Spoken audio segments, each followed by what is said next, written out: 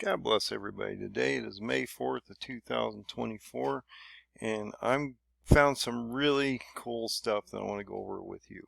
Now this is going to be a little longer video, but it's going to be a complete video, and it's going to show you everything you need to know about how I came up with all of the numbers on the charts that I'm working with.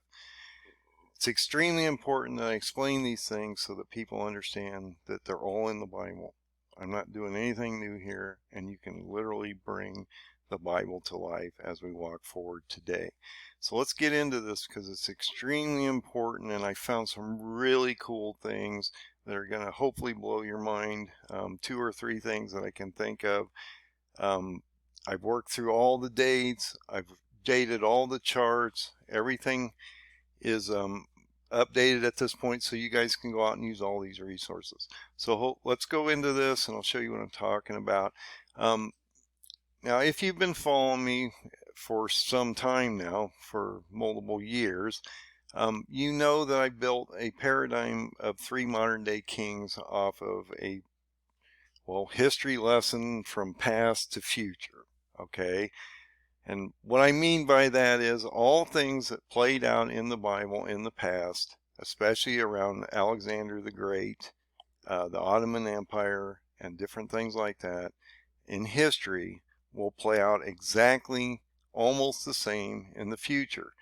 And if you go into the Bible and actually start to unwrap this book, there's a paradigm built in it that reflects 3 kings of the past, which are Zedekiah, Jehoiakim, and Nebuchadnezzar, reflect 3 kings of the future. Zedekiah reflects Reuben Rivlin, which was a president of Israel from July 24th of 2014 to July 7th of 2021. Then he retired, and Isaac Herzog was elected in, and he reflects Jehoiakim in the Bible. He's now the sitting president of Israel. He goes in and starts his reign right after Reuben Rivlin gets out.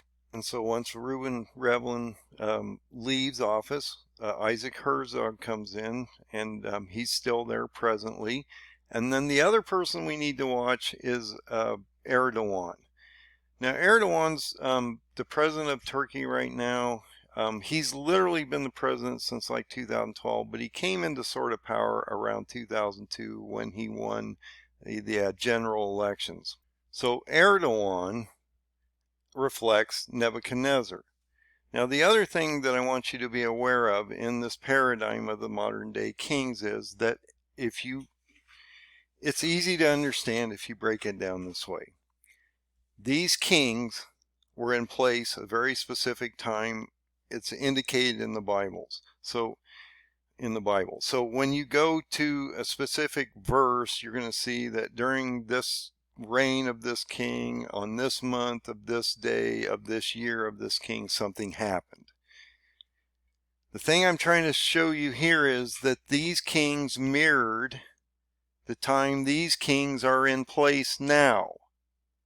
So if you look at the times, and I'm going to show you this as we walk through, this is extremely important. I'm not making this stuff up. You can see and follow these connections. The time that these kings were in place, and as they move through history, will be almost identical to how these men are going to move through history in the next 4.5 years as we move forward. And since, in my opinion, rapture occurs on the 7th trumpet, on the Feast of Trumpets, in this case in 28, because when you go to the Feast of Trumpets, the very first day, that's the new year for the Jewish calendar. So it's important as you go through this paradigm that we use the Jewish calendars. There's 2 that they use. I'll show you sort of how they work as we go through this. I know most of you are not familiar, especially if you're a Gentile and not a Jew or something like that. You're not going to be familiar with these calendars, but they're extremely important because God uses them in the Torah, in the Old Testament, and the first 5 chapters, and basically the whole Bible is built off of the fall or spring and fall feasts.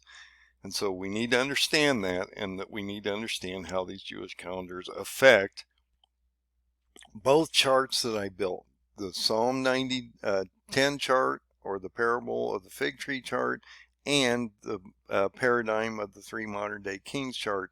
These play massively into these builds because they have to. You realize Jesus is a Jewish king. He reigns over Israel, but he reigns over all the people that believe in him, Christians and Jews.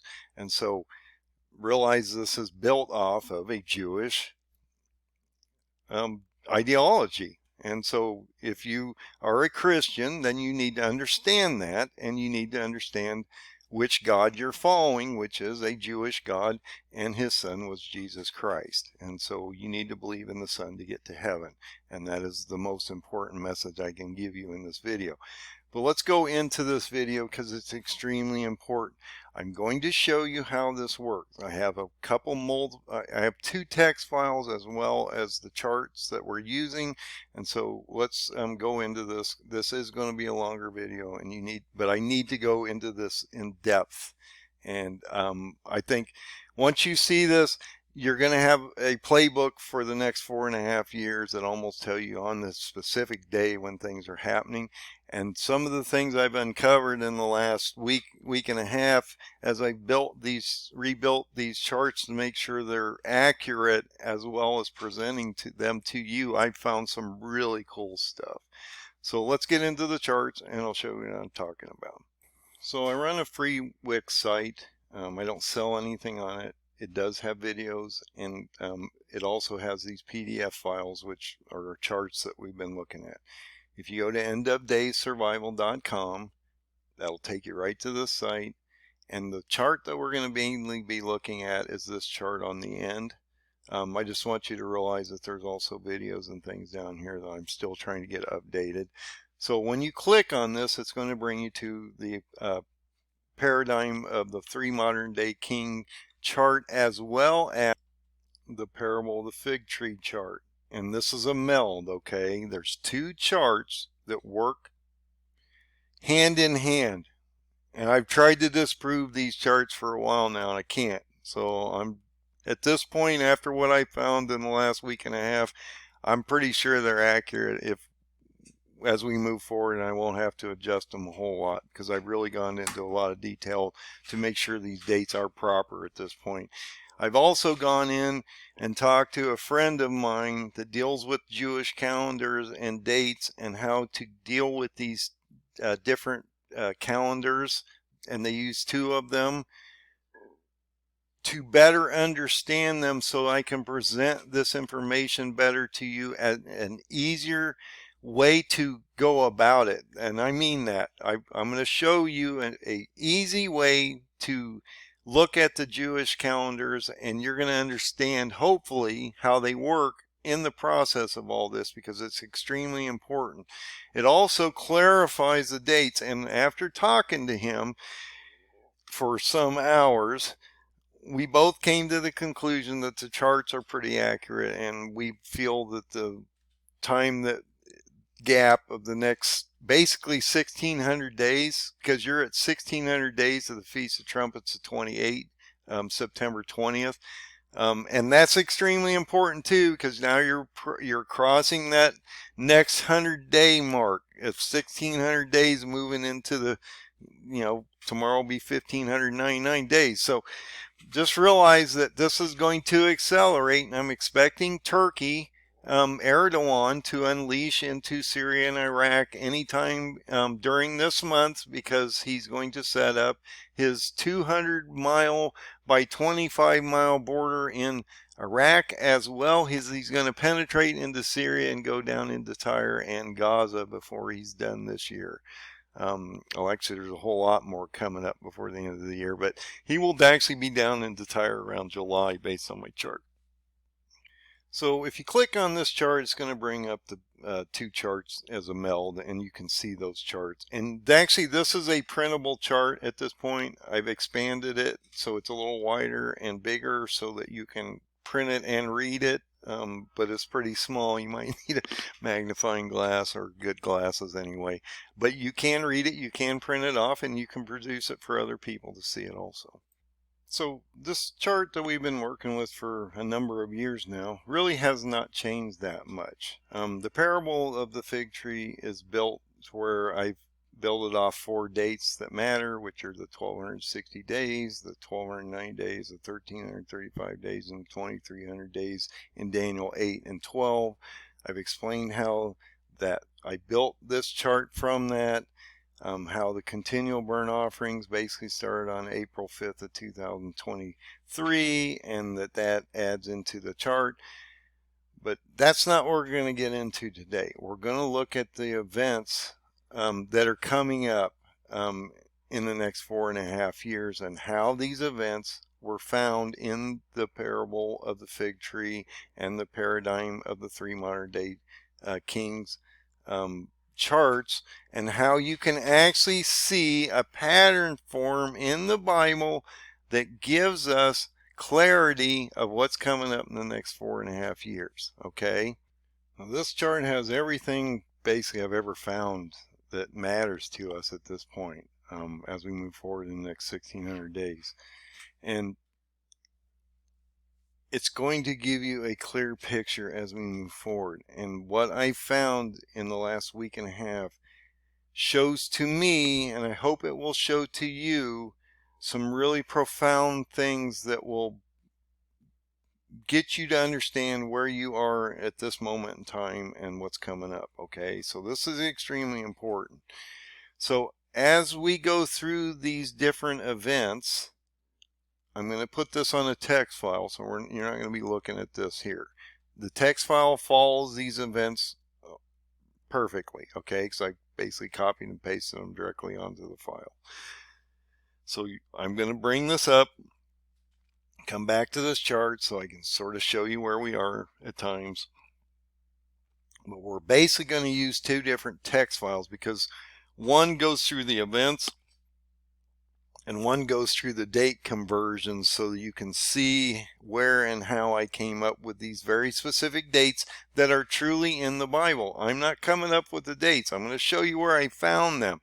This is extremely important for you guys to understand, so that you can understand what's coming up. And I'm telling you, this map will give you a really clear picture of what's coming up to the Feast of Trumpets of 28, September 20th, and hopefully we'll be raptured at that point. It is a 2-day event. He's going to come back on the first day of the Feast of Trumpets.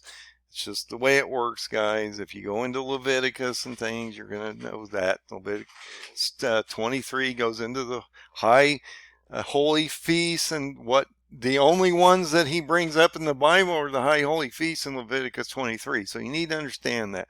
The Old Testament is important to understand the whole Bible and what is going to happen in the future, okay? I know a lot of people don't want to use it, but it's extremely important. You can't just use the New Testament. You need to understand the whole context of the Bible. But anyway, so let's go into the text file. I want to show you how this works. We're going to start back in this area here so that you get context up to this point. The only thing I can really tell you is here on the chart, if you're new, on October 9th of 2019, on Yom Kippur, Erdogan starts this Operation Peace Spring against the Kurds in Syria, which basically, it's the beginning of Daniel 8, because now he's been genociding the Kurds for almost since 1984, so this has been going on for some time. But this was the first invasionary process that he really sort of did, and that's led us to where we are today. And Turkey's getting ready to actually do a major operation in Syria and Iraq as we speak in the next few weeks here. So that's going to be extremely important as we go forward. We had the COVID reports come out right after he invaded. This was extremely important, because this is like the seals are starting to break, because you're in the sorrows and the birth pains. You're starting to see COVID come out. You're starting to watch the first 4 horsemen come out of the chutes. You got the white horseman, you got the red horseman where peace is taken from the earth. The third horseman is famine, pestilence, disease, economic collapse, things like that. And then when you get to the fourth horseman, that's death and destruction on the planet. And hell also is following death and destruction, and so that's extremely important. These first four seals are affecting you right now. That's why you're seeing everything going on out here, from earthquakes to tornadoes destroying massive swaths in the United States, to flooding, torrential rains, all kinds of different things going on out here, volcanoes. Everything's on a high uptick right now. And there's a reason for it, because you're in the birth pains and sorrows right now, and it matters. Okay? This area here was a warning to the nation of Israel that I did 3 videos on. This warned them that the king of the North Turkey was going to be unleashed in the next few years upon them. And then I also add these eclipses and things into the charts. So we're going to go through a lot of these as you go through the text files. This one's not on the chart because I think it started around this date here of spring of 23, so you get context of where we are. So all this stuff builds up to where we're going to start in the chart, which is right here. And that's going to then generate all the way down to the end here, okay? So that we're actually down through the Feast of Trumpets here at the end and Feast of Tabernacles. And I've applied this all to a text file so you can see that. I have an additional overlaid text file for the conversion. So I've got 2 text files that I'm going to basically use. One that goes through the events, which is this colorful chart. And then I have a secondary text file, which basically goes over all of the conversions. Now, let me explain something. When I originally had to do this, I thought, in my infinite wisdom, which at that time I didn't have any until I started actually getting into the Jewish calendars and figuring out how they worked, I converted them from a Gregorian calendar because I found these dates in the book. I saw this pattern. I saw how the 3 kings reflected the 3 kings in the past, and then I wrote down the dates as I would know them today because I didn't know anything about the Hebrew calendar systems, okay? So that threw everything off to begin with. Once I got into the Hebrew end of this, got into the calendars, got educated in them, then we converted them from Gregorian to Hebrew calendar dates. I did videos on that. I was doing hand counts because I didn't understand exactly how they were used. That has changed now. So as I started to use the calendars, I realized as it clicked, there's an easy way of doing this. You don't have to do conversions or anything. The dates that are in the Bible can be converted directly through the Hebrew calendars. Okay, and so there's 2 of them. There's a civil calendar and there's a calendar that works off the Shemitah cycles. And the difference really is because they work in together. The difference is the civil calendar, Nisan 1 or in April, usually is the first of the year. When you go to the Shemitah cycle calendar, or more of the Hebrew calendar where it works off the Feast of Trumpets, Tabernacles, things like that, that calendar starts on the very first day of the Feast of Trumpets. And so that's what I keep giving you an example of why this cannot go into past the Feast of Trumpets of 29, because when you go to the Feast of Trumpets of 29, that very first day of the Feast of Trumpets actually is 2030. So you walk into a different Shemitah cycle and you cut the Feast of Trumpets and the fall feast off of this Shemitah cycle. So it has to go back then to the Feast of Trumpets of 2028. That actually is September 20th through the 22nd. And so my chart is built off of that specific date. And I believe that on that very first day of the Feast of Trumpets of 27 is potentially the rapture date of September 20th to 27th. So we'll see how that plays out as we go forward. But realize I have two charts. I'm going to show you how the conversions are easily dealt with, okay? And all you have to do is look at the Jewish calendars and their two charts, and they're there. You don't even have to think about it. So it's going to be real easy. There won't be any confusion. You'll see it when I show it to you. At least you should. So if you don't and it doesn't make sense, please leave a comment. I'll try to explain it better. So let's go into the original text file, and we'll come back to this chart when we hit a date that we need to do a conversion, and I'll show you how that works. So I want to give you this visual before we go into the text files, because it matters to the text file that we're getting ready to, and I'm getting ready to show you why these guys reflect the old kings to new. So whenever you see Zedekiah here, think Reuben Revlin and the time that he's been in place. Whenever you see Jehoiakim, think of Isaac Herzog and the time he's in place. I've got them written on the text file. And Nebuchadnezzar is Erdogan and the time he's in place. Okay, so just visualize that, and then let's go into the chart. So this is the paradigm of the modern day kings, and it's built into the parable of the fig tree Psalm 90:10 chart. So we're looking at very specific pieces of this chart now.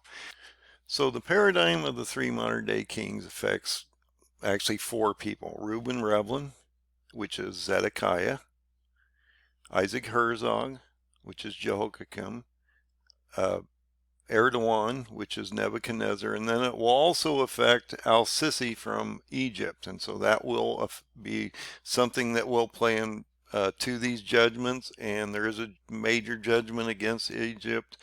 Actually, there's multiple judgments against Egypt, but Al-Sisi and his people are going to be under massive judgment in this case. I want to go into these players real quick, just so you understand where I got these numbers. So Reuben Revlin, which is the past president of Israel, came into office in July 24th of 2014, and then he left on July 7th, 2021, because they have a 7-year term. Isaac Herzog, which you've actually seen in the news quite a bit if you've been watching Israel at all, is the 11th president of Israel. Now this is extremely important if you're talking about Enoch's prophecy, because he talks about when the 12th leader dies, basically in the stories there, and Antichrist puts in a leader that dies at the end. And so I'm going to show you where that happens. But he assumed office on July 7th of 2021, and he's there presently. But you can also see these guys' pictures, and gives you a little more context to the prophecy and who the players are. Now Erdogan, he's been in office for a long time. He assumed originally presidency in 2014 as the president.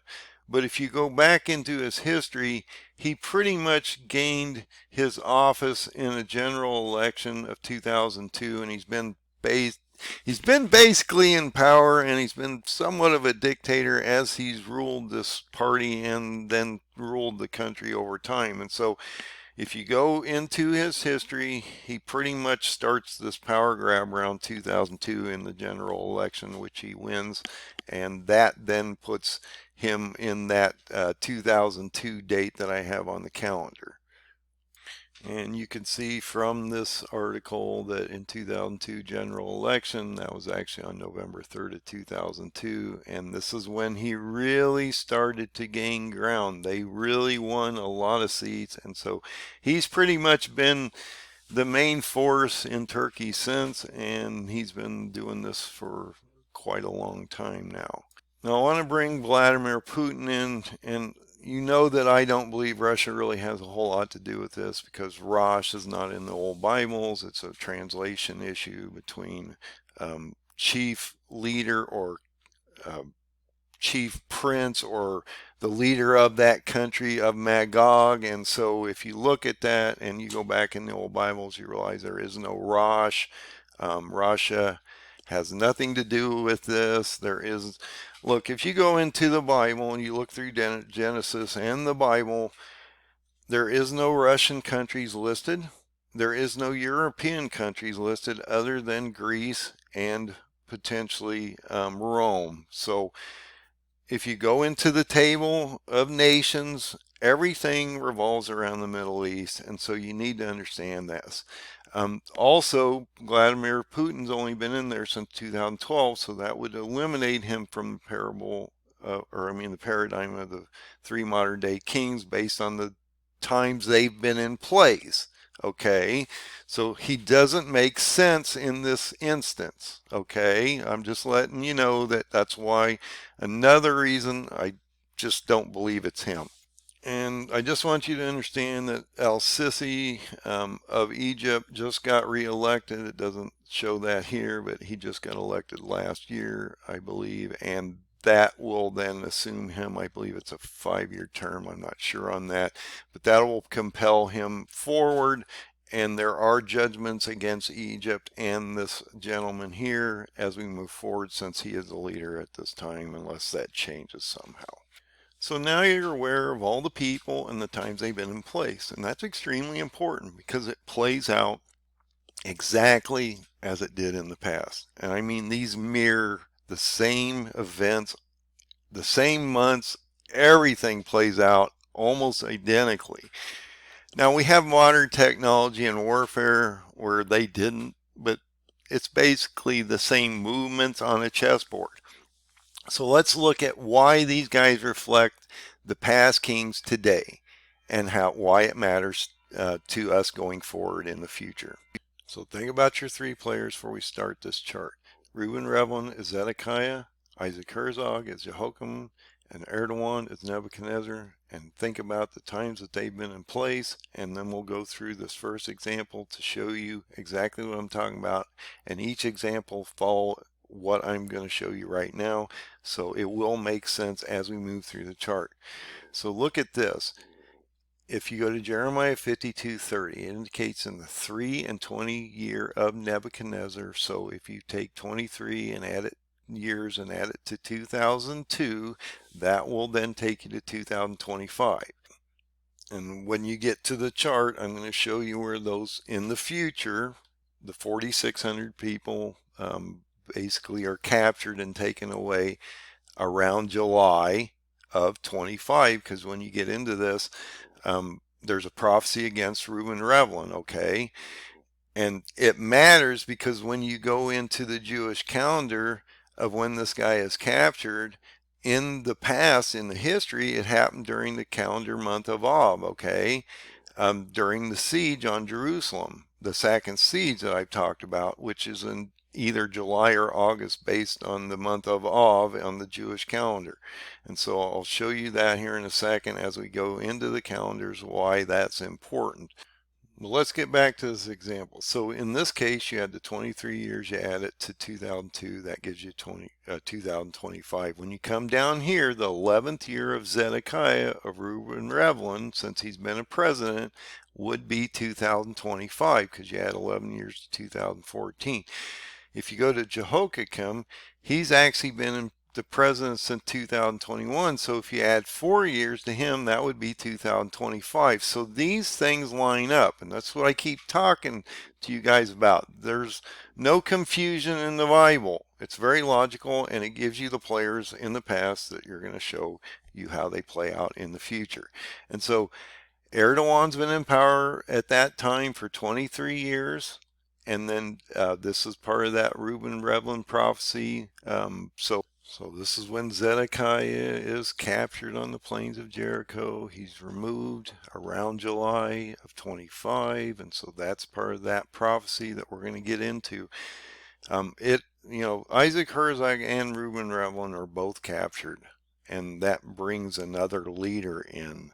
The Antichrist sign. So it matters to the paradigm. It's going to matter to the future. It matters to the Bible and how he lays it out for us. When you get into this example, Jeremiah 25:1, the word came to Jeremiah concerning the people of Judah in the 4th year of Jehoiakim. So if you look at Isaac Herzog, goes from 2021 to 2025. I'm telling you, 2025 is huge. It's been huge in my calendars for a long time. The son of Josiah, king of Judah or Israel, that is the 1st year of Nebuchadnezzar, the king of Babylon. Now, why is this the 1st year of Nebuchadnezzar, the king of Babylon? Well, because he dies on the 6th seal, okay? He's here on the 23rd year in 25, but then when you transition him on the 6th seal and Gog dies, because Erdogan is Gog of Ezekiel 38 and 39, he will perish on the 6th seal.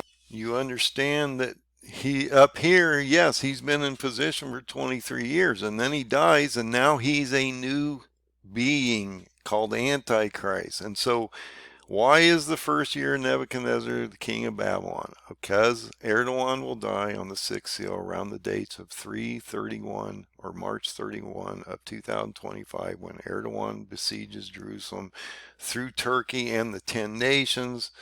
They're going to be decimated on the 6th seal. Then he's resurrected into Antichrist, signs a 7-year treaty with the nations on around or approximately April 9th of 2025, based on the chart. I believe this is when, as I've indicated, Zedekiah is taken to Babylon in the history books. Also, Isaac Herzog is captured on the 1st day of the siege, so we need to watch for that. That would happen in March 16th of 25, so that's extremely important. Reuben Rivlin, Erdogan, Isaac Herzog all play an important role in the attack of Israel and Jerusalem in end days. Israel will have one president, Isaac Herzog at the time, but both presidents will be activated, and actually Isaac Herzog is captured in the 1st day of the siege, but Reuben Rivlin is also activated, and then he's captured around August 4th of 2025. So both of these guys are taken out of commission, and then Antichrist actually puts in his own leader, which is killed later, and you're going to see that in the charts. I'm not making this stuff up. It actually happened the same way in the past. So if you go watch anything like Jeremiah, anything like that, you're going to see those events happen. Erdogan or Nebuchadnezzar will lead 10 nations of radicalized Muslims against, sorry about that, forgot to put the word Muslim in there, Muslims against Israel, because they are radicalized Muslim. Not all Muslims are bad, okay? These are just radicalized Muslims that are anti-Semitic against the Jews and want them to be genocided or eliminated. And no one should want another group of people genocided or eliminated off the planet, because we're all God's creations. And so if they're into that ideology, they're probably radicalized if they want to eliminate the other side. We're trying to save the other side, but they're probably not going to convert, okay? So we're going to end up in a bad place with them in a lot of ways. It's just the way it works, and as good Christians, we don't want to be violent. We want to show people the truth so they can prepare properly and hopefully stay out of harm's way, okay? That's the main goal here. So I believe that, like I say, Nebuchadnezzar will lead the 10 nations against Israel. I've shown you about the time that happens. That's going to be in March of this year of 25 on the chart. And we're getting ready to get into the chart, so I'm not going to go into these examples anymore, because they will reflect these kings from past to future. I also believe Netanyahu will play a major role, because there is a prophetic name in the Bible that almost reflects his name exactly. And so it's like, I call it a Nostradamus thing, because it's a Hitler thing. Regardless, it's in the Bible. The two names reflect each other, and so we need to understand that it could possibly mean Benjamin Netanyahu or one of his two boys that are actually in Israel at this time. There's one a military type person, and then there's more of a scholar or a person that deals in colleges and things like that. At least that's my understanding. I don't know them. But one's military and one's more of a scholar, is basically what I'm saying. And so they may play a role in this. So let's now get into the chart. And like I say, we're going to start in spring of 2023 on the chart. So if you bring the chart up and you come to here, this is where we're going to start this text file on the events and the conversions. That's going to run us to the end of the chart, just so you know where we're at this moment. So we're going to start on this event, which is on that chart I just showed you, and we're just going to work down here until we hit a conversion. Then I'm going to actually show you how that works. It's real simple conversion. Actually, the only conversion there is the date in the Bible to a Hebrew calendar. Okay, that's all there is. There's no Gregorian conversions anymore. So it's a real simple process, and I believe you'll understand it. So the first date we're going to look at is the spring of 23. We started to see Israel wane. By the fall, they were being attacked, and so their fortunes are starting to fail. The whole area is starting to go into famine, plagues. They're being affected by all kinds of stuff, sort of like Joel 1 talks about. Remember, I had produced an article, had found this article about how this mattered. It changed the charts. That was April 5th of 2023 when the daily sacrifices through this man bans animal sacrifices on the Temple Mount, and they haven't continued since. And so that was extremely important because that starts the counting of the 1290 and the 1330 days in Daniel 12, 11, and 12 verses that he talks about. And so if you take 1290 days from April 5th of 23 to October 16th, 26, that is 1290 days. And if you go from April 5th of 2023 to November 30th of 2026, that's your 1335 days. And so that matters to your chart. So just to give you some bearing on where that matters in the chart, that's your April 5th of 2023 date, which would start your 1290 days and your 1335 days, and that would radiate out to October 16th of 26 for your 1290 days, and the 1335 days would radiate out to November 30th of 26. And so that really matters to you in the chart. But then look at this date. Now this really matters, guys.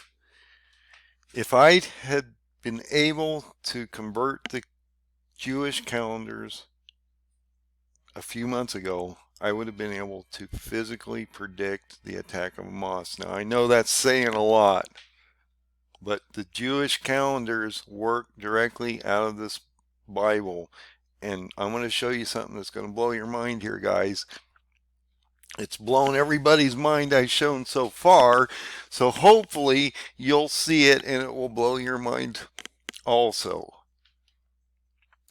So in many videos I've had the dates of September 18th of 2023 and October 9th of 2023 on my dates, and I did a video about how I thought that because Daniel was sickened for 21 days, and on these very specific dates we'd see an attack by Israel, and then 2 months later that happened within the gap of time that I gave you between September 18th and October 9th.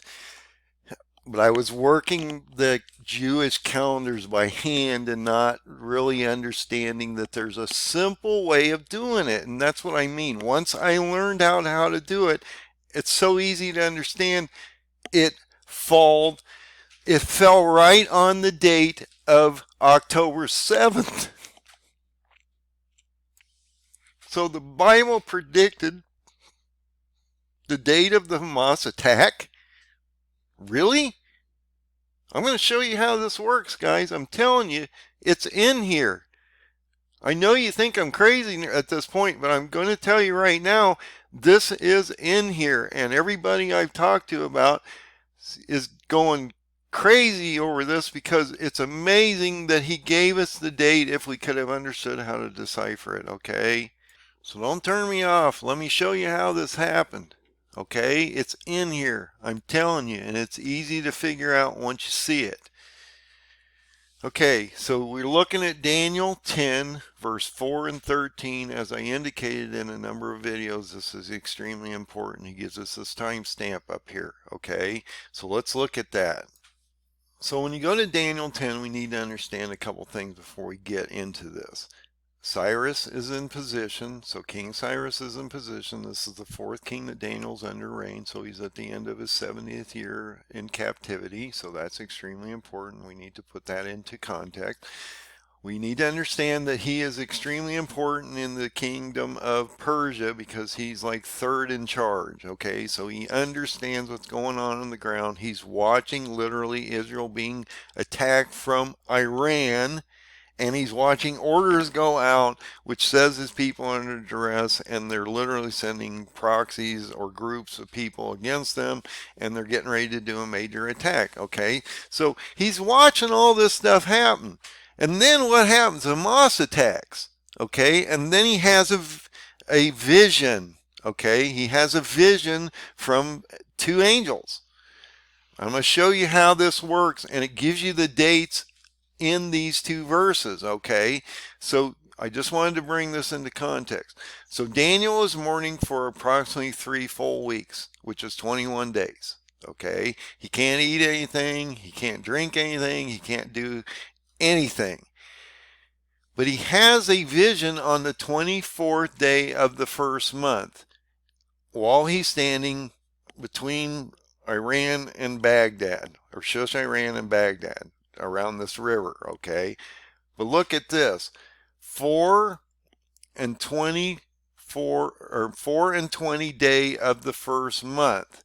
Now I originally, in my infinite wisdom, which was wrong, thought that was January 24th. Okay, see what I'm going at here? But it's not Gregorian. They didn't understand Gregorian. They didn't have those calendars. And so we need to think about the Hebrew calendars. So what does that look like on the Hebrew calendar? So the Jewish calendars, there's two of them. One is a civil calendar that they use for all their ceremonies and stuff, and then there's a Shemitah type calendar which works off the Shemitah cycle and the fall and the spring feasts, and that really matters, but they work together. Okay, they don't contradict each other. The difference is that we need to understand is this: when you get to Nisan 1, it usually ends up in March or April, and that's the beginning of the true Jewish year, in the sense they use it on the civil calendar. When you go to the calendar of the Feasts of Trumpets and the prophetic calendars of the Shemitah cycle, that starts in Tishri, because the Feast of Trumpets, or the first day of that calendar, is on the first day of the Feast of Trumpets, and then you start the new year. Okay, and that's what I mean. There's a cutoff there in the secondary calendar. So when you go to the first day of the Feast of Trumpets, which usually happens in September or October, that is the cutoff to the new year on that calendar. And so in the case that I've been giving you, the Feast of Trumpets of 28, when you get to September 20th of 28, which is the first day of the Feast of Trumpets, that would actually take you into the year of 29. That's why when you get to 29 Feast of Trumpets, you can't use it, because it's the cutoff to the year of 30 on the first day of the Feast of Trumpets, and it also cuts off the fall feast from this Shemitah cycle, so it doesn't work. It falls completely out, and so it's invalid. So in this case, I'm using the Shemitah cycle calendar, and so you need to understand what calendar I'm on. The first month would be Tishri, okay?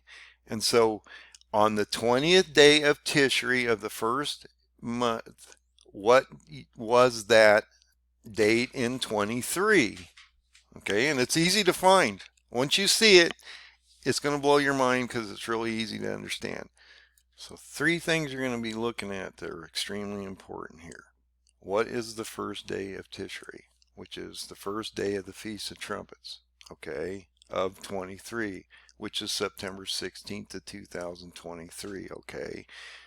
Why is that important? Because that is the Jewish New Year in the Shemitah cycle, and it affects the fall feast, and it also affects the 21 days that Daniel has been mourning. And I think this produces the attack on Hamas's date. You may think I'm crazy here, guys, but look at this, and I'm going to show you something else that adds to this conversation. If you take the Feast of Trumpets of 23, the very first day, because if you go to their calendar, you realize that the literal meaning of this calendar is the head of the year, first day of the year. It starts on the end of, or the sunset of the 15th. So the first day would be the 16th. That's the first day of the Feast of Trumpets. It goes for 2 days. So you need to understand that. And so when you add 21 days to the very first day of the Jewish year in the Shemitah cycle and the Feast of Trumpets, the very first day when you have that conversion from 22 to 23. So on that Shemitah calendar, you're actually going from year 2022 to 2023. Look what happens when you add 21 days to that first day. It takes you to October 7th of 2023. Now, I was hand counting it, so I was off a couple days. But we actually knew that it was in that gap or window of time, and if I'd have known how to use the calendars properly, it gave me the date. It actually produced the date that the attack of Hamas actually happens on. That's mind-blowing to me, guys. I'm just saying. And I didn't do anything additional here. Now, there is another date that we need to look at in Daniel 10, verse 4 and 13 that matters, and I want to go into that because he is a vision on the 24th day. So like I say, on the 24th day of the first month, he actually has this vision. Okay, so he has the vision on what day on the calendar. So if you go to, and this is interesting too, that if you go to Tishrei 24 in this case, because it's the 24th day of the first month, that's actually October 9th. Man, that's a big date in my world because that's my birthday again. I know it's not about my birthday, but it ends up, we had the original invasion by Turkey on October 9th of 2019, and now we have an additional date here of October 9th when he has this additional vision. And I think that's extremely important because it indicates that Michael's been going against him for 21 days.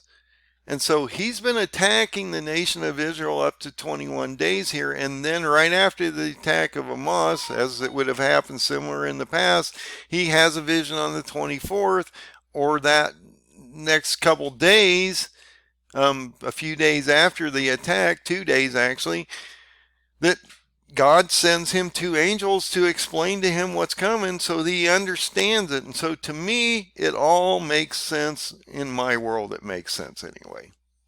So 2 things I want to bring to your attention. Is he giving confirmation that in the Bible we knew when this attack was going to occur? And also that it's easy to determine these dates because you can go directly to the 2 Jewish Hebrew calendars and actually see these dates on the calendars themselves.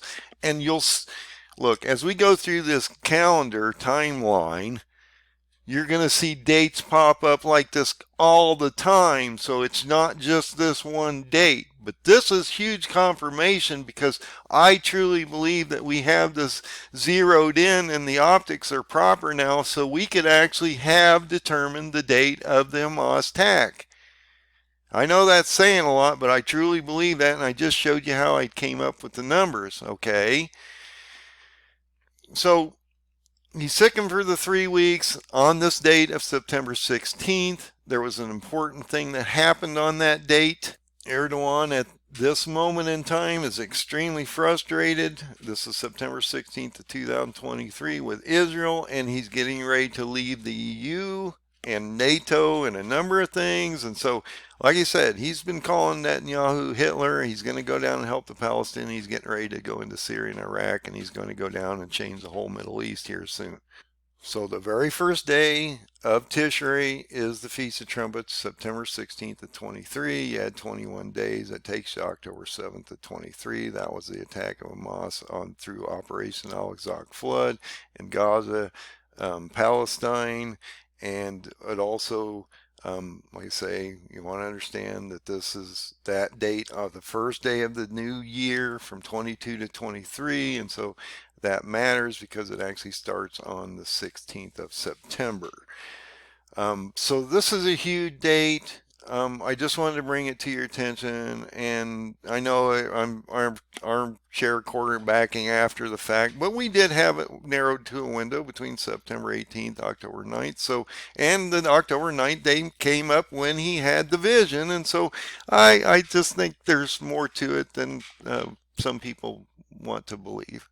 So all the conversions are going to happen similar. It's just that easy now, guys. All you got to do is look at the date that he gives you, go to the Jewish calendar, it tells you what the date is, and then you figure it out where it is on the calendar.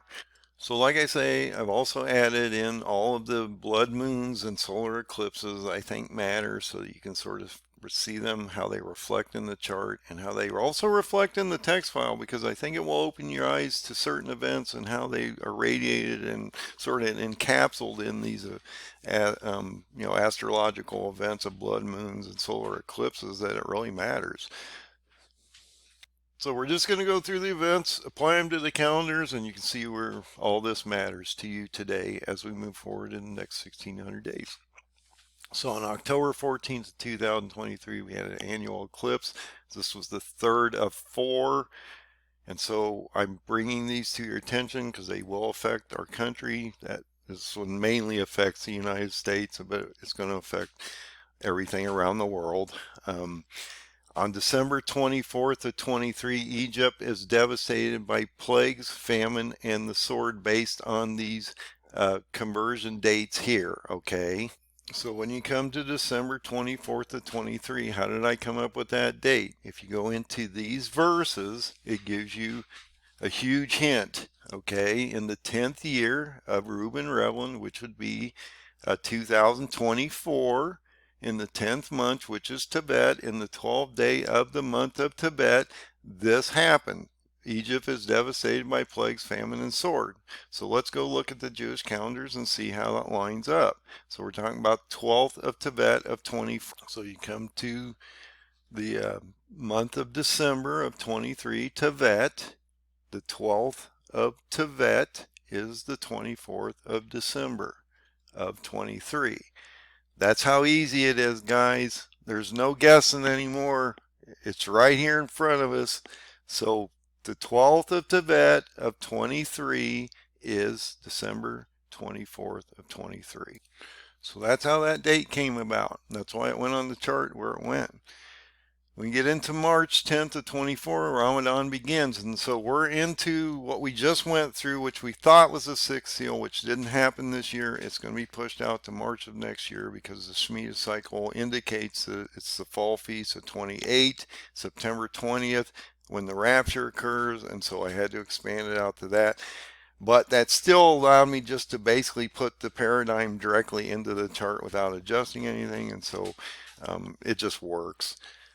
So realize that Ramadan began on this date, and it's going to radiate out 30 days between March 10th and April 9th.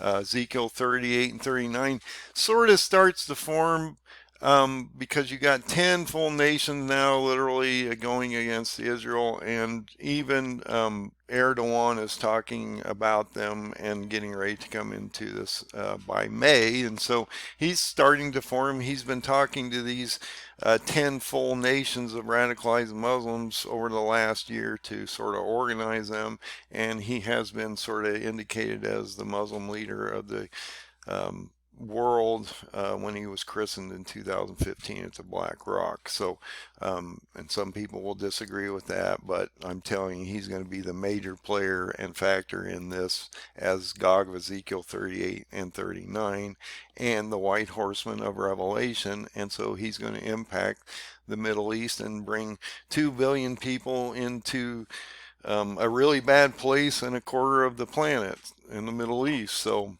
that matters. Now, When you get to this date, I'm just showing you markers here, March 20th to 24th, spring equinox. And then we had that huge astrological event of the total solar eclipse, which was the fourth solar eclipse that occurred between 2017 and 2024.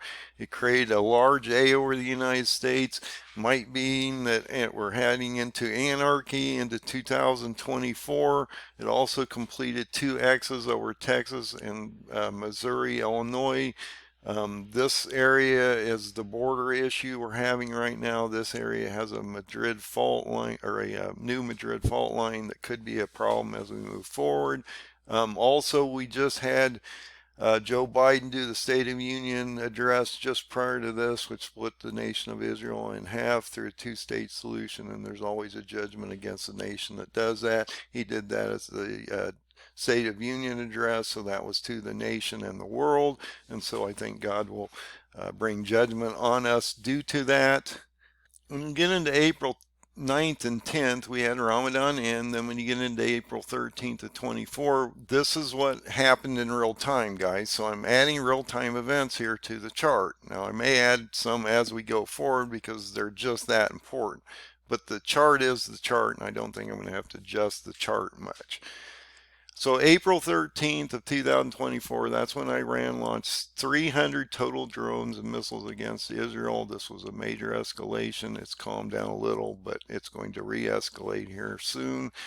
On April 19th, Israel launched a retaliatory strike against Iran, against this area, and penetrated Iran to show that they had superiority against Iran.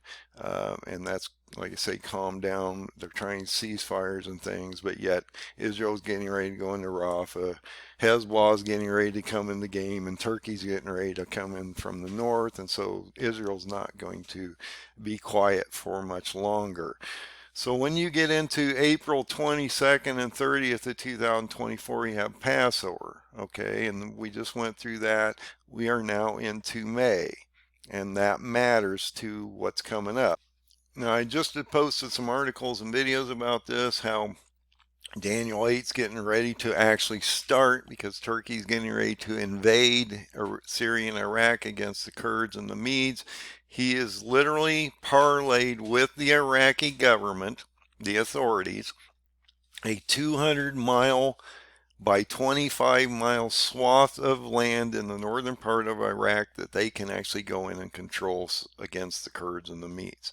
But in the same breath, he's going to end up going down into Syria from Turkey, down into Lebanon to Tyre to Gaza, and also down into Egypt, and then back to Iran, and then back to Israel before he's done. Before March of next year, that all is going to happen. So look at the timeline I'm producing here for you guys. This is exactly how it happened in the history books and when it occurred, when Alexander the Great went through the same region, okay?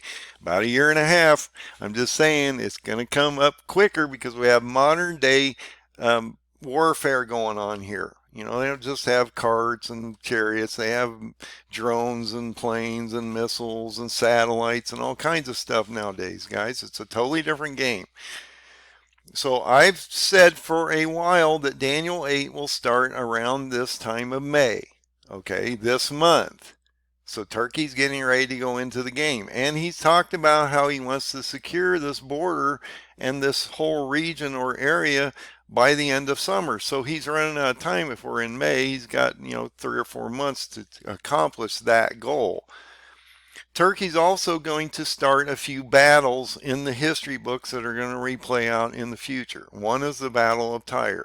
So when he enters Syria, he's going to go down into Lebanon. He's going to control Tyre first. That'll happen between June and July.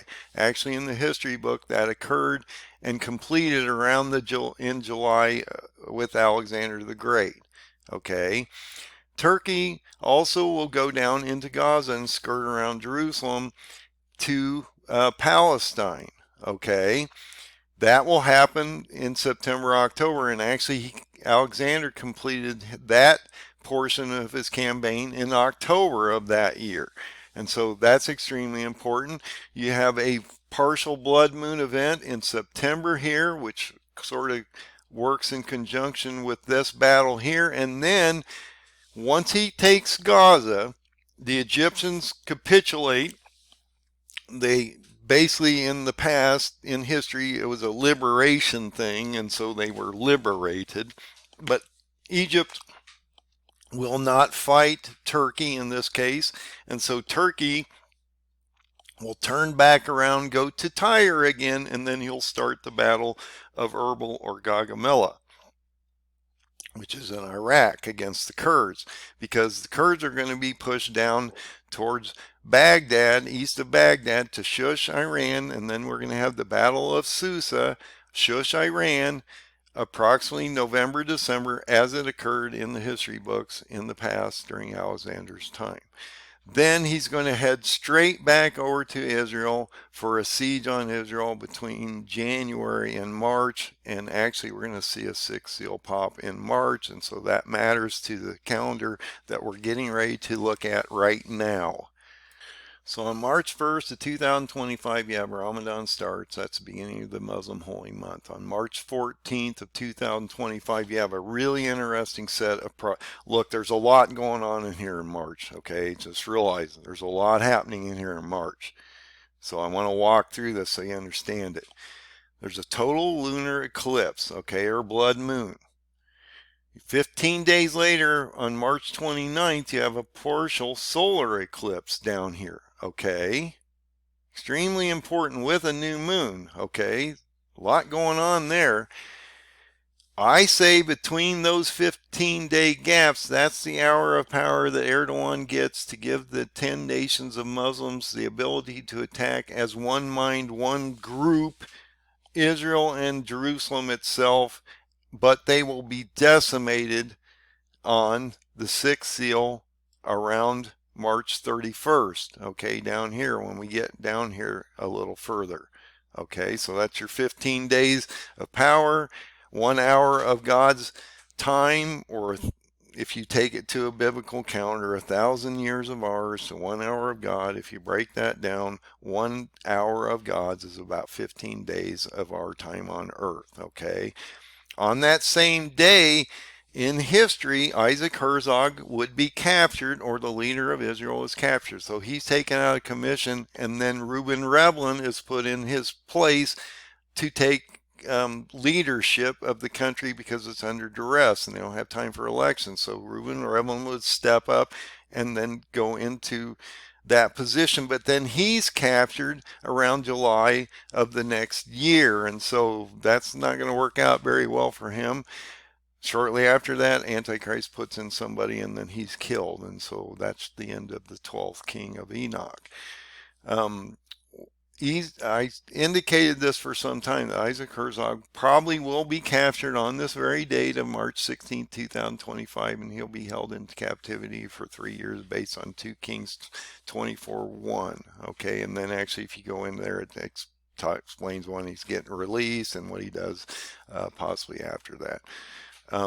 March 20th of 2025, you have a spring equinox. March 29th of 2025, you have a partial solar eclipse with a new moon. Okay, extremely important. Probably don't need both of those on there. March 30th of 2025, Ramadan ends. And then look at this, guys. I'm telling you, the stuff's going to play out real similar, and the way it's playing out means that I believe that it truly will happen on these dates, but we'll see what happens. Look at these events here. March 31st of 2025, you have 2 Nisan, which is the day that the Temple Institute believes they should sacrifice the red heifer. It didn't happen this year. It's going to happen in 25.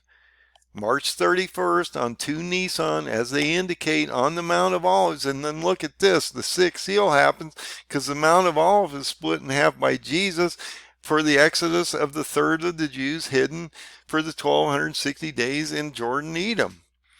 So you have the Mount of Olives split in half and it slides from north to south and creates a gap from west to east so the Jews can get out to Jordan, away from the carnage of what's going on in Jerusalem and Israel. So they're hidden, but they're cleansed prior to that event. Also, Some believe that the red heifer sacrifice has to happen before the third temple's rebuilt. So that all sort of works together, and I think that's how it's always happened. I've explained that many times.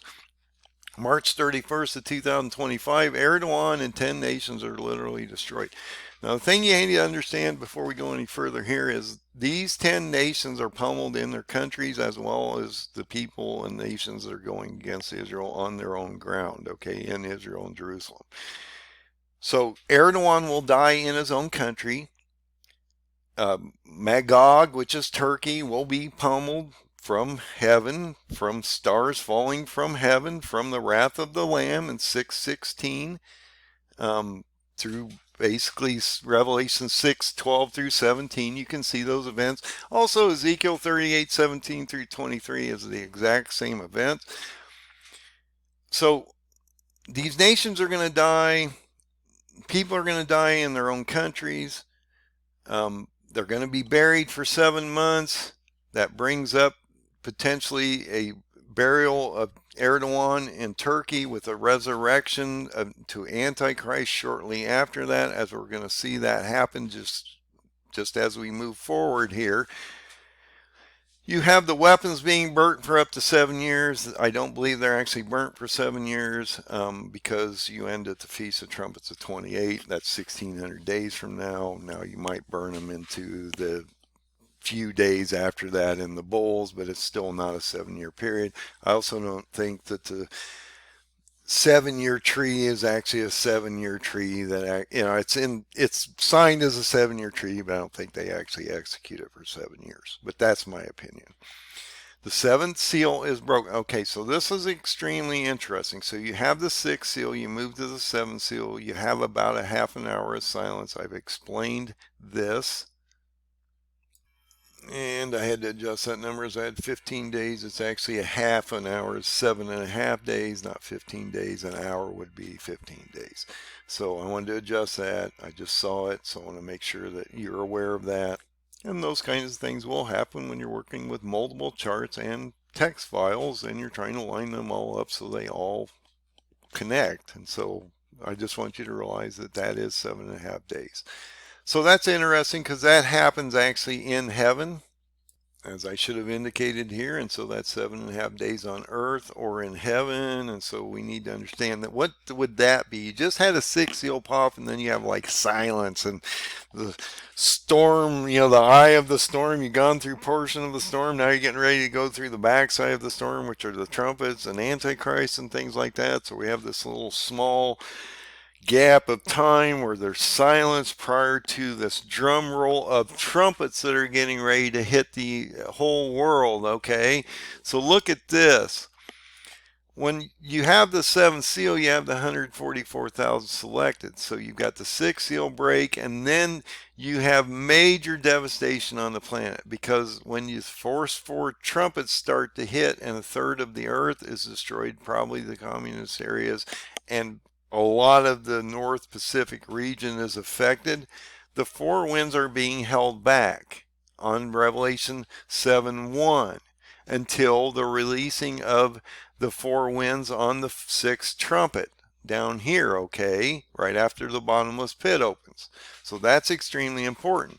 The four winds are being held back in Revelation 7:1 to be released on the sixth trumpet. The first four trumpets decimate a third of the planet, basically. If you look at how it's laid out, a third of the ships are destroyed, a third of the sea animals and fish are destroyed, a third of the green grass is burned up and being affected by a lot of different things. And so it's mainly a third of the planet. I'm trying to determine exactly where that might be, so I'm sort of speculating, but I truly believe that is going to affect the communist areas the most. And so I think that's where he possibly drops the second trumpet, a volcano in the ocean, and it affects all the ships. But then look at this, guys. An angel or eagle sounds in Revelation 8:13, which is where I built that 117-step chart off of one verse that talks about how the three woes and three trumps matter. and how the fifth, sixth, and seventh trumpet would reiterate or constantly repeat themselves. But if you knew that if you took out the three visions that John has about the elect, peoples and nations and mystery Babylon, that it's actually a chronological book, you would understand that this warning matters, because that's how I knew that that is how it was laid out. And it's actually a flow chart, which would make sense because God's a logical thinker. And so I believe that you could build a flow chart off his logic. And so if you go into the Bible, you're going to understand, especially into Revelation, that you're going to see the fifth, sixth, and seventh trumpet constantly reiterating. But they can only happen once, and I've shown you in those teachings where those occur. But I'm not going to get into that today. Actually, they're right here. So let's get into them. They happen one time. The fifth trumpet happens in Revelation 9:1. The sixth trumpet happens in Revelation 9:13, and the seventh trumpet happens in Revelation 15:1 and 2 when the rapture occurs. So that's right here. So I'll just show it to you right now. I don't have to think too hard about it. So once you see this warning, this is extremely important. So an eagle flies through mid-heaven. So he's between heaven and us, warning the world that they're going to have a pit open and an antichrist come down, and then right after all that event of the 1260 days on the seventh trumpet, the Lord's going to come back. That's what he's warning you about here. Okay, so let's look at these events. Fifth trumpet, the bottomless pit opens, the scorpions sting men without the seal of God for 5 months, which I think is sort of interesting, because if you take that 5 months out, that takes you into the July-August period when Zedekiah is captured. And so that really matters. Actually, right after that, Antichrist put somebody into position. So that's probably just making people's life miserable for multiple months while all this is going on in the ground. It doesn't affect the people with the seal of God, but it does affect a lot of other people on the ground. The sixth trumpet happens, like I say, between March and this April date of April 9th and the treaty signing. So you need to understand the gap of time you're in. The rising of Antichrist and the false prophet happen, and the four winds are released. Okay, so once Antichrist comes out, because the 10 nations are decimated, a vacuum occurs, and you see them form into 4 regions, just as Alexander at the time, when he died, basically it formed into 4 generals that overtook everything based on history books. You can speculate all day long. The history books say that. Some people say it wasn't like that, but I've done a lot of research. It seems to make sense, and it does fall with his teachings here. So the 4 winds are released. It turns into 4 regions, and then once Antichrist comes out, 3 of those regions are basically, they capitulate to him. They don't really fight against him, and that forms into a beast kingdom. So that's extremely important. You can see that in Daniel 8 and verse 10. Also, you can see that in the formation from 10 to 4 to 1 in Daniel 7 to verse 24, because it talks about 10 nations, and then after them a little horn comes out and overthrows 3 regions. That indicates that after the 10 we have 4 that turns into 1.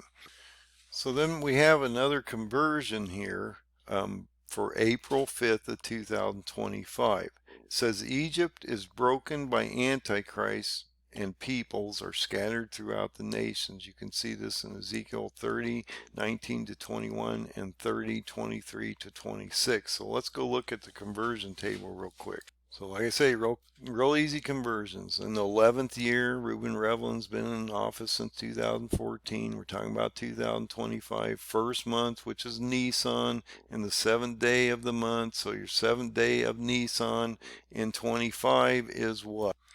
So you can easily see that on the 7th day of Nisan in April 25. It's just that easy, guys. That's how easy it is now to pick these dates out. You can see the dates, you can see when they're generated, and you go right to the Jewish calendars and actually see when they're going to occur. So that is how April 5th of 25 came up based on these verses. Okay, and this is, now we're into Antichrist and we're talking about the signing of the treaty. Now, how does this affect us on April 9th of 25? So this would affect you in the sense that April 9th of 2025, 1260 days forward, is the Feast of Trumpets of 28, September 20th of 28. And so that is how that works on the chart, and I want to be able to show you that, guys, okay?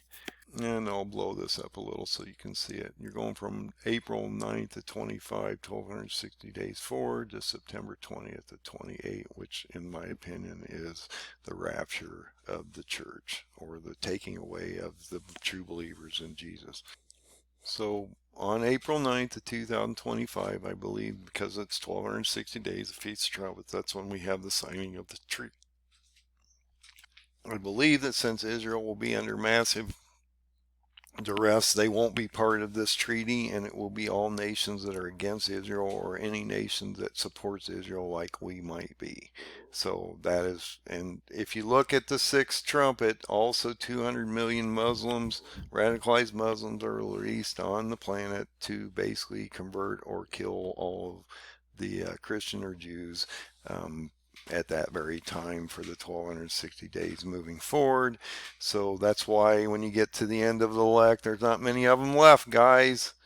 I'm not making this stuff up. Most of the elect don't make it through, or he doesn't shorten the second half for a reason. You get into April 12th through the 20th, you have Passover again. I'm going to start to go through these things. Okay, here's another conversion. So we get to May 28th to 25. You have Egypt, or the king of Egypt, and the people are cut off from the world based on Ezekiel 31, verse 1 through 18. If you go to the conversion chart of this, you can see that this happens in the 11th year of Zedekiah, which is in 2025, in the third month of Sivan, on the first day of the month of Sivan, and so that's extremely important. So when you come to the Jewish Hebrew calendar, you look at May of 25, you go to 1 Sivan, that is basically the 28th of May. Okay, so that's how I came up with that date. When you get to July 5th to 25, this is another conversion. Famine is so severe, no food is found in Jerusalem. This is based on Jeremiah 52, 5 through verse 5 through 6. So you can easily see this conversion date. It talks about the city being besieged. No food is found in the city. It's in the 11th year of Zedekiah. Right there, it indicates it, in the month of Tammuz, 9th day of Tammuz, which would be July 5th of 2025. So when you come to this date of July of 25 in the Jewish Hebrew calendar, this is the 9th of Tammuz, okay? It's July 5th, okay? So really easy to decipher these dates once you see it, okay, guys? This date was important in the past because this was when Moses was taught the laws of the red heifer and how to purify people when they're around dead bodies, and a number of things that happened in the desert when they journeyed through the desert for 40 years. So all these dates really matter to us as we go on to these calendar dates, and you can layer it even down further by clicking on those links and actually seeing what's going on in the calendars themselves. So it's extremely important that you see these things. Okay, so July 5th of 2025 is huge here, guys. I'm going to go through a number of dates. There's like 4 or 5 here that really matter on the chart, that all line up together here, guys. On July 5th of 2025, you have famine so severe that no food is found in Jerusalem, based on Jeremiah 52, 5 through 6. I'm going to show you all the conversions in a second. May 5th of 2025, the walls are broken down. The residue of the people are taken away to Turkey or Babylon. This is also 40, that date that I was talking about, the 4,600 people were taken away in July. So if you come back to the original example I gave you at the beginning of the chart, you can see that that happened in July of 25. That matches up. That's in the month of Av. That's when it happened in the history books. Also, on that very same day, the city is breached and Zedekiah, Reuben Revlin, is uncaptured. So Isaac Herzog was captured, the original attack, on March of 24, but then Zedekiah is going to be captured in July of 25. He's going to be captured on the plains of Jericho as he's trying to flee from the city breach, and then his eyes are taken out, his two sons are killed, and then he's removed and his family to Babylon, where he basically plays out his day, because he doesn't, in this case, it indicates that he will not die, and so I believe that he will be raptured, and then judged, probably harshly. So when you come out to the chart, this is that gap of events here, right after the signing of the treaty, between that and abomination. So you can see where that falls on the chart. Now, also in time, and this is the question that I've thought about quite a bit, there might be a Jeremiah that warns the nation of Israel that's literally captured and put into captivity due to harsh reality of what's going on in Israel, and they don't like his message, because nobody likes Jeremiah's message once you finally actually understand him, because he's warning you of judgment and no one wants to hear about that. Jeremiah is removed, taken to Babylon. In this case, it will be taken to Turkey.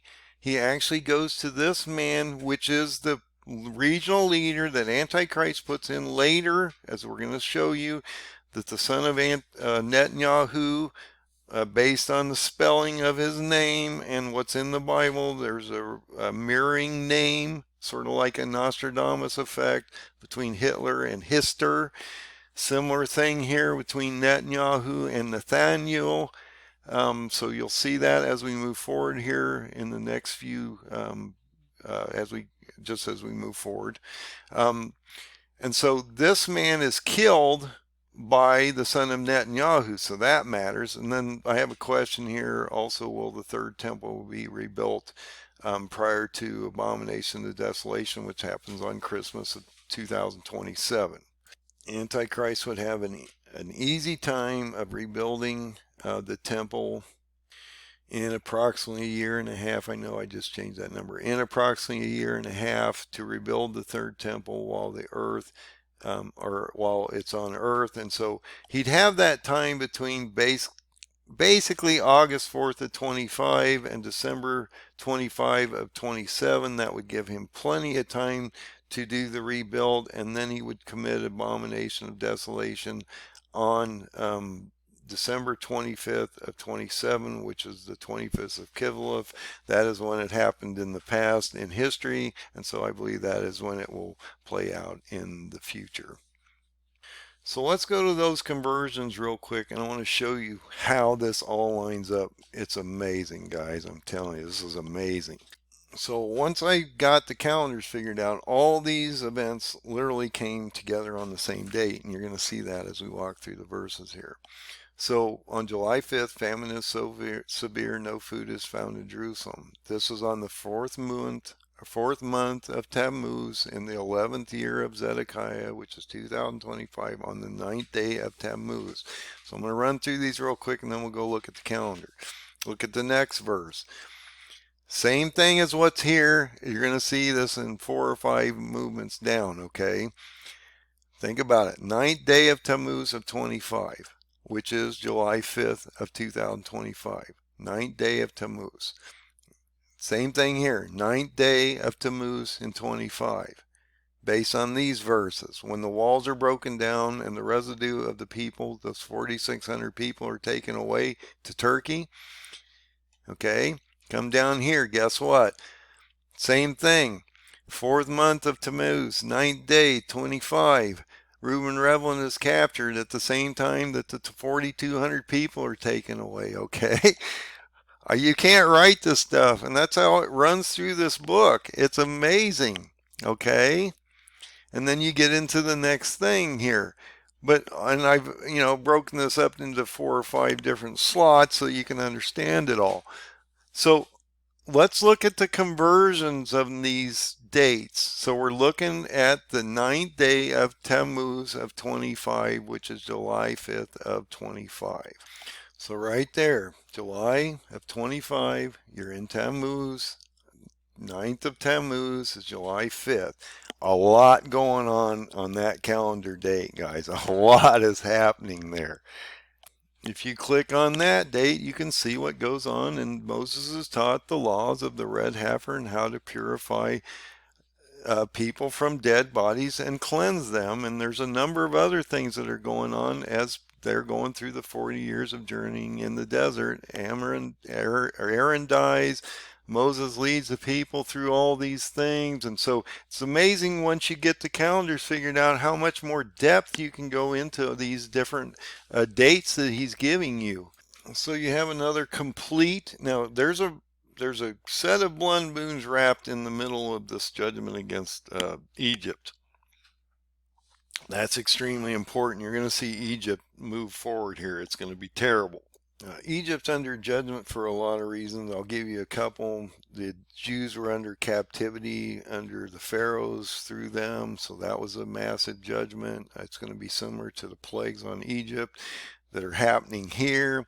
You also had this issue of them not allowing refugees of the Palestinians to come into this country of Egypt, and so they're locking them out. They're not giving them a lot of refugee transfer of supplies and things like that, and Turkey's not happy about that. So when they capitulate and don't fight him, and then he takes out Iran and comes back and goes against Egypt as Antichrist, he's not going to be happy about some of this, and so he's going to place God's placing judgment down on him, but Antichrist is actually going to go in and do the actual you know, wreckage. So we got a conversion here to look at. So we have September 7th, 2025, we got a blood moon event. And then on March 3rd of 26, um, you know, about 6 months or so later, you have another complete blood moon. Both of those are complete blood moons. If you look at this February 18th of 2026,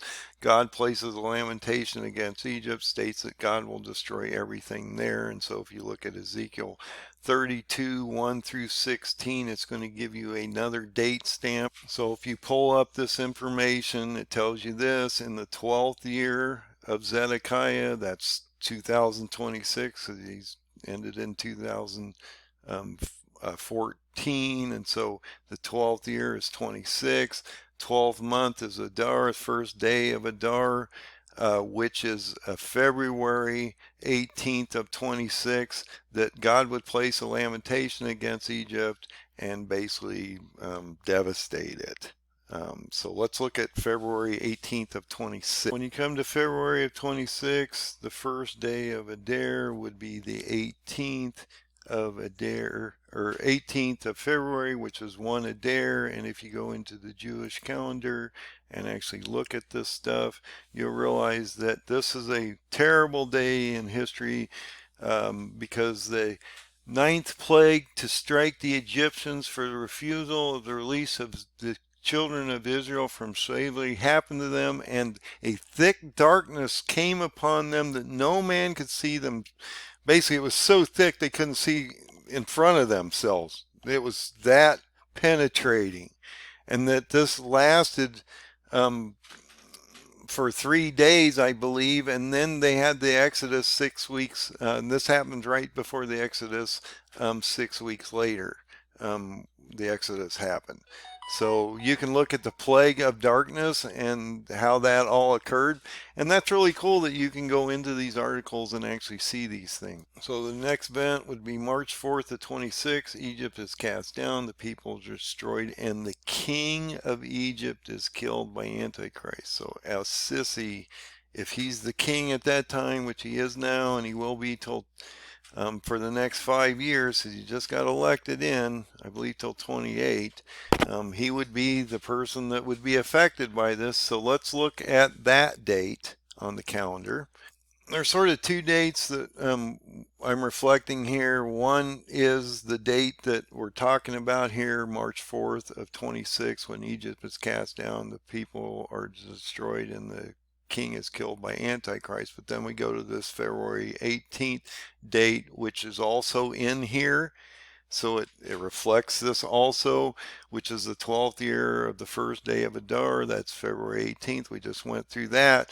But then when you come down in here, it indicates in the 12th year, which would be 2026, in the 15th day of the month, you have this additional effect happen. So you're not talking about the first day of Adar here. You're talking about the 15th day of the month of Adar, okay? So the 15th day of Adar does not end in February. You have to go to March, okay? That's crazy, isn't it? But that is March 4th, okay?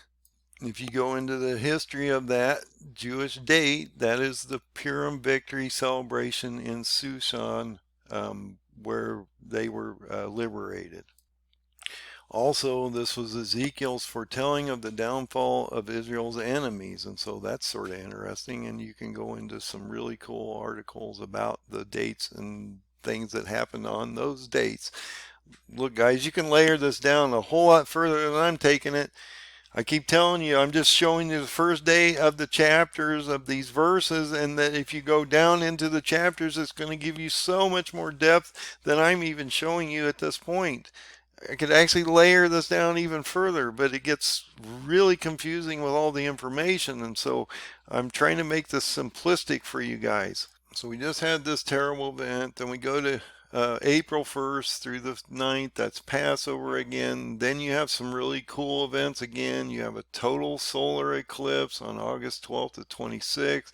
August 28th of 26, you have a blood moon event, which is a partial event. And then this is that event I was talking about, the son of Netanyahu, that has a similar appearance and name. Look, I call this a Nostradamus effect because if you go back in Nostradamus, if you know anything about him, he looked at Hitler as Hister, and so he sort of predicted that. This is a similar thing. It's in the Bible. This is sort of like Cyrus is being indicated, but he was actually, the spelling was right, but then, hundreds of years later, he actually affected it. But Cyrus knew before he died that he was actually being affected by prophecy through Daniel, the prophet himself. And so look at this spelling. The son of Nethiania, I don't know how to say it, guys, sorry, or Netanyahu, kills a regional leader by Antichrist based on these different verses. But look at this.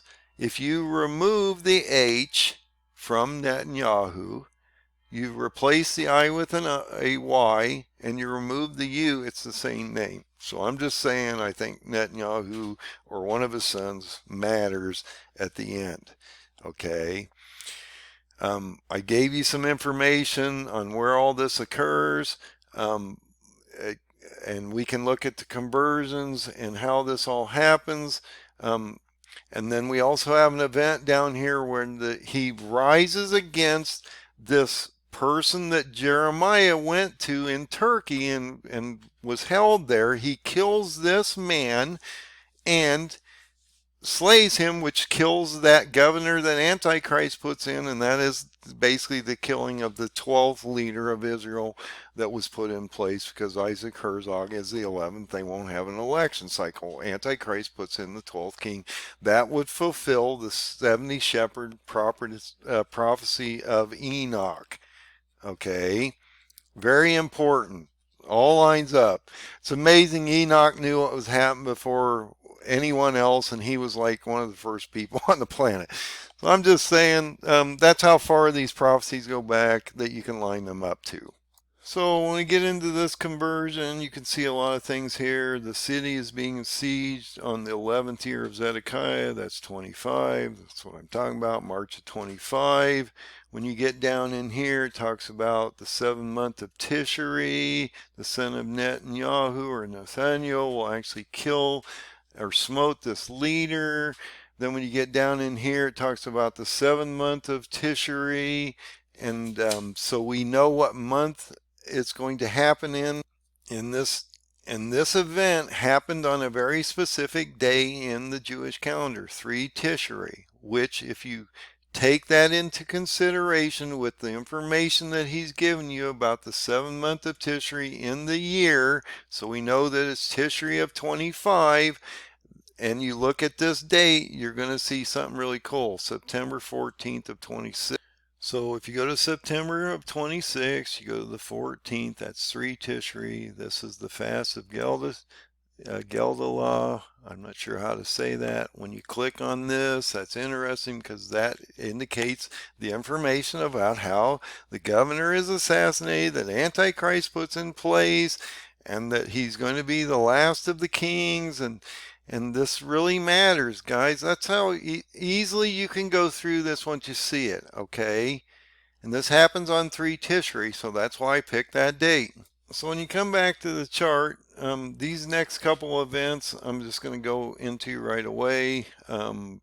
Easy to understand. Remember, we had the continual burnt offering sacrifices end on April 5th of 23, and we radiated that out 1290 and 1330 days. Both those dates end on October 16th of 26. 2026 is when the 1290 days ends. November 30th to 26 is when the 1335 day ends. And then we also have in November, based on this indication here in Jeremiah 36:9, that now I had indicated the son of Netanyahu might do this, but if you actually go in and look at it, it talks about the son of Josiah. It's not Netanyahu who is the son. It indicates that Jeremiah, Baruch, and the Jewish people proclaim a fast to the Lord. So I wanted to clarify that. And so if you go into that conversion, I don't have a day, but I have the 5th year of Jehoiakim, because it tells you that, which is 26. That's what I mean.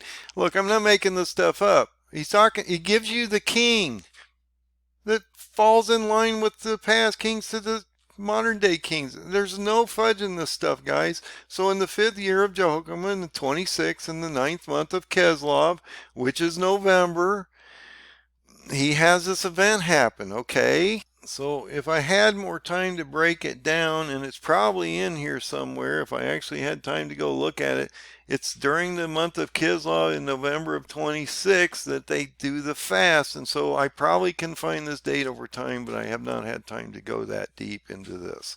So we're getting close to the end, guys. We're in December 15th to 26, and Jerusalem and Israel is smitten and utterly destroyed based on Ezekiel 33, verses 21 through 33. So let's go look at that conversion. So here's your, what we're looking for is December 15th to 2026, in the 12th year of Zedekiah, 2026, in the 10th month of Tevet, and the 5th day of Tevet. Okay, so if we look at the 5th or the 10th month of the 5th day of Tevet of 26, which should be December 15th of 2026. So if you look at the Jewish calendar, look at December of 26, the 5th day of Tevet is December 15th of 26. That easy, guys. So on my calendar, Jerusalem and Israel are having a bad day on December 15th to 26. They're having a bad day for a while now, but this one's going to be terrible. Then on February 20th to 27, we're into 27, so we're moving through this pretty fast at this point. We have a blood moon event, which is partial. You have Passover of April 21st through the 28th on 2027. Then you have a whole bunch of stuff going on here that leads up into something extremely important called the Abomination of Desolation as we move into Christmas of 27 here. You got July 18th of 2027, you have a blood moon event that's partial. On August 2nd of 27, you have a solar eclipse event that's a complete solar eclipse. Then on August 17th to 27, you have a blood moon event that's partial. And then this is extremely important. So if you go back in the history of time, they set up the Abomination of Desolation on the 15th day of Kislev. And they committed Abomination of Desolation on the 25th of Kislev. So let's go look at those two dates now. So if you place this in 27 in order of events that are going to happen, that we can see that if we look at 1 Maccabees 1:57 through 62, it tells you when those dates are going to happen. I can show you them right here. So it's talking about the 15th day of the month of Kislev, that on this date they set up the abomination idol of desolation on the altar, and they committed it 10 days later on the 25th day of Kislev. Okay, that is extremely important, because if you look at those dates, that is December 15th of 2027 and December 25th of 2027, which is Christmas. Okay, I can't make these dates up, they're on the calendars. So if you go December of 27 on the Jewish calendars, the 15th of Kislev is the 15th of December, with the 25th of Kislev being on the 25th, or Christmas. When you go into that, you can actually look at, well, a number of things here.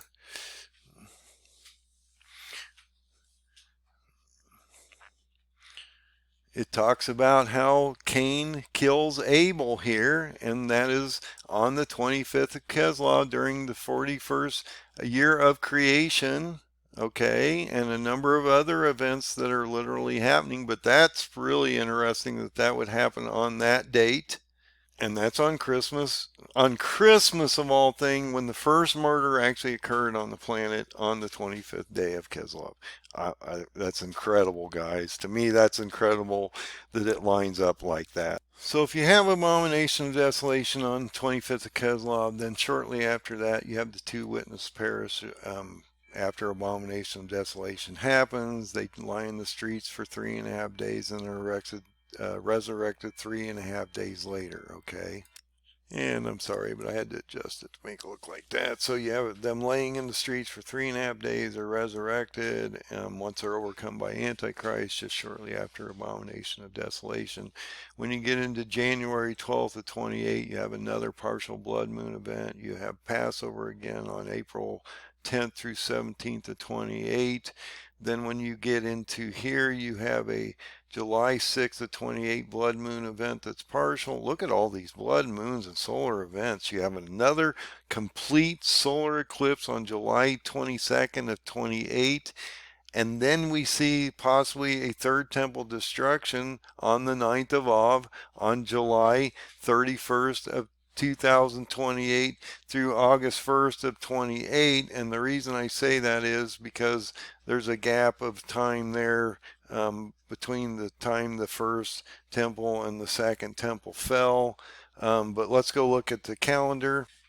And that's really interesting, because if you go to July of 28 and you actually go down to the 9th of Av, which is the first day of August, so let's click on that real quick, you'll see that that occurs here on August 1st of 28, and then it talks about the Exodus generation condemning to die in the desert, because they did that terrible thing when Moses came down and they committed adultery against God, and so Moses sent them into the land of Canaan for 40 years, and a number of people died during that event when he came down off the mountain. And so those are extremely important things, and so you need to realize that yes, this does line up. And so because we know that date, I'm going to adjust it in real time right now so there's no confusion here. Okay, this actually is between the 31st and the August 1st, but now that we know the 9th of Av is on August 1st, let's go ahead and make that adjustment right now so that we don't have to think about it anymore. And why is the 9th of Av so important? Because the first and second temple, both the destructions of both temples happened on the 9th of Av in the past. So I figured that the third temple will be destroyed. It's the third strike against the temple. This is Antichrist's temple here.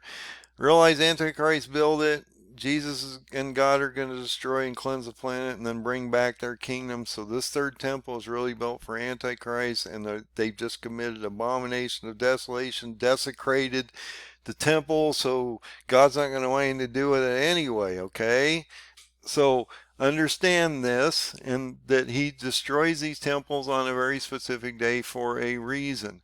When you get down to September 20th and 22nd of the Feast of Trumpets, now this is what I'm talking about. Let's look at this real quick. When you go to the September 20th, on the very first day of the Feast of Trumpets, you actually start into that Jewish calendar year of 29. Okay? But on the civil calendar, it's set up like this. So just realize it. You got to work with both calendars. It's so important. The Lord would come back on the seventh trumpet in Revelation 15:1 and 2. You see the rapture actually happening there. So I'm going to add that secondary verse. And then you have the bowl phase. So we're almost the end of the story, guys. Feast of Trumpets of 28 ends up on September of 20th and 22nd of 28. So if you come to the calendar, you can see that it starts on the 20th and runs basically to the 22nd.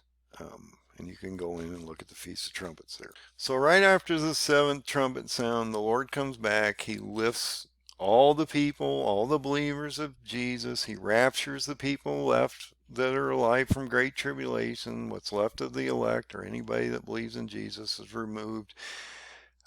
Just prior to that, though, we see all the dead that believe in Jesus rise first, and then the living rise next. And so we're all raptured at the same time during Revelation 15:1 and 2, prior to him pouring out the bowls of God's wrath. Which is a 15-day process. If you see this as we move forward, the first four bowls are poured out on the earth and do terrible things to people. The fifth bowl is poured out on Mystery Babylon, and Mystery Babylon is destroyed. Some people won't agree with me. I've done a major study on this and why it's Pergamus, Turkey, and not possibly Mecca or some of these other places. But Mecca is a good possibility. So I have some people out here that have built really good arguments about it possibly being Mecca. I'm producing a different optic or option here. The sixth bowl is poured out when the Battle of Armageddon occurs with all the nations. We're not here for that. Then when you get into September 29th to 30th to 28th, you have Yom Kippur, the Day of Atonement. The seventh bowl is poured out in the air and the earth is cleansed. In Revelation 16:1 through 17, and through 21. Not sure why I did that. We will remove the 17 because there's 21 verses in that chapter. So that's something I just didn't catch, guys. Sorry about it. Really tired. Got a lot going on here, and I've been pounding this out for 2 weeks to make sure that I get it as proper as possible. And I am going to make corrections when I see them. So when you get to October 4th through the 11th of 28, you have the Feast of Tabernacles. So look at the time gap here. He has an hour of God's wrath, okay? 1 day of God's wrath is approximately 15 days on our planet. It occurs between September 20th, the first day of the Feast of Trumpets, to the cutoff of the evening of the 4th, which would start the Feast of Trumpets on the 5th of October of 28. And you can see that because it starts in the eve, it goes to the 5th, the 6th, and then it ends on the basically on the 10th. So realize that it is about a week process to get through these dates, because you start here, you end up here, and it runs on the calendar on these very specific dates between the 4th and the 11th, basically the 5th through the 10th. So I've sort of given you that information here, explained how that works, and then we're at the end of the chart here, guys. You got October 11th, 2028. You start the millennial 2000 or 1,000 year millennial reign, because that's right at the end of the Feast of Tabernacles. We are with God. We are He's among us. Jesus is among us. We have been raptured, so we're in heaven at this moment, and then we will be deposited on the earth, and the kingdom of heaven and earth will join after the white throne judgment. So that's extremely important to understand. You get December 31st to 28, you have a complete blood moon, June 26th to 29, you have another complete blood moon, and then on September 9th to 29, you end the Shemitah cycle, which takes you actually into the first day of the Feast of Trumpets, which would take you into 2030 on the Shemitah cycle calendar. So I know we've been going about an hour and a half, and that basically completes the study and how all the dates are aligned on the paradigm of the fig tree chart of Psalm 90:10 and the parable of the three modern day kings, which actually affects a fourth king called Al-Sisi in Egypt. It explains how the Jewish calendars work with all these dates that are indicated with the kings from past to future, how the kings line up in the times that they've been in place, and how you can actually apply them easily to the Jewish two calendars that they use. And so you can actually see how these dates literally line up and how past is going to play out in the future in the next 1600 days as we move forward to the Feast of Trumpets of 28 September 20th, excuse me. So now when you read the Bible, you can sort of look at this in a modern day perspective, that these three kings of the past reflect these three gentlemen today, and that they're going to be all affected terribly in a lot of ways, and that we can see what's coming up in the future. So it's extremely important that we can map all this stuff out. So I just want to let you guys know, get your oil in your lamp, get right with Jesus. He's the main goal here, is to get right with him and truly believe that Jesus is the open door to heaven, and he is the only door to get there. And so once you understand that and you realize that you're going to be here till the Feast of Trumpets of 28, September 20th probably, which is the rapture in my opinion, that you have 1600 days to endure through this, and this will break down tremendously in the next 8 months or so as we get into the new year and March, when we possibly have a 6-hill event in March of 25, and potentially Turkey walking into this game in May of this year. So God bless you all, and be safe out there and get right with the Lord. Things are going to change quickly at this point.